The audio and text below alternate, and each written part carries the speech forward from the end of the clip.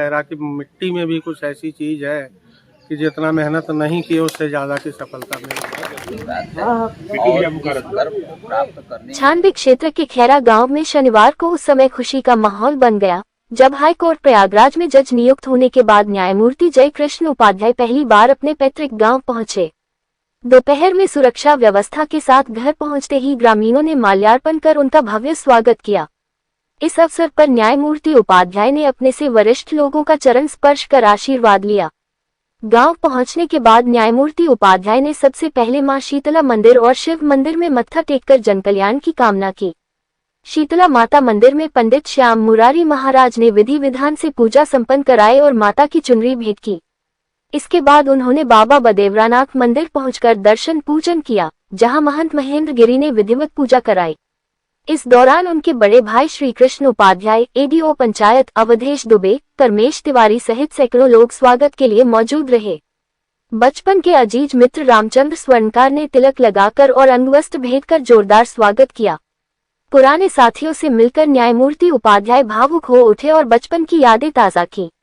उल्लेखनीय है कि न्यायमूर्ति जयकृष्ण उपाध्याय की प्राथमिक शिक्षा गांव के ही सरकारी विद्यालय से हुई।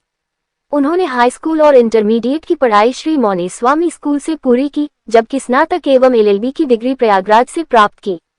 स्वागत समारोह में बदेवरा के पूर्व प्रधान राजेश चौबे, बबलू चौबे, बब्बू उपाध्याय, प्रमोद सिंह, निर्मल दुबे, विजय कुमार त्रिपाठी, एडवोकेट राकेश कुमार, एडवोकेट रोहित कुमार, आशीष कुमार, विकास सिंह सहित बड़ी संख्या में ग्रामीण उपस्थित रहे।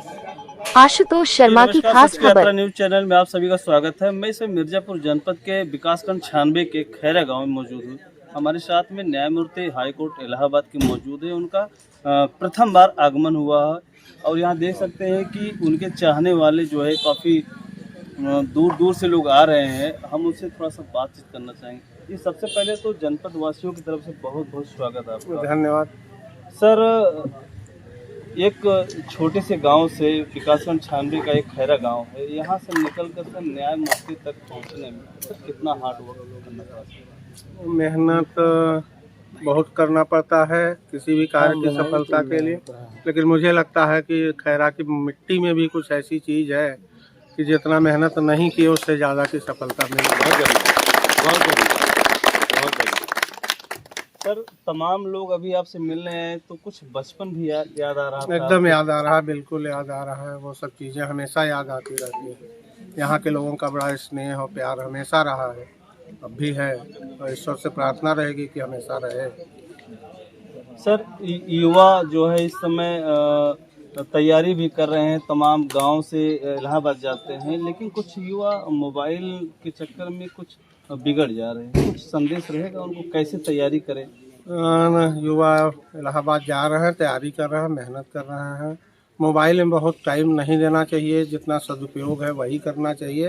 हालांकि हमें उम्मीद है कि सब हम लोगों को देख के कुछ न कुछ सीखेंगे और बेहतर करने का प्रयास करेंगे।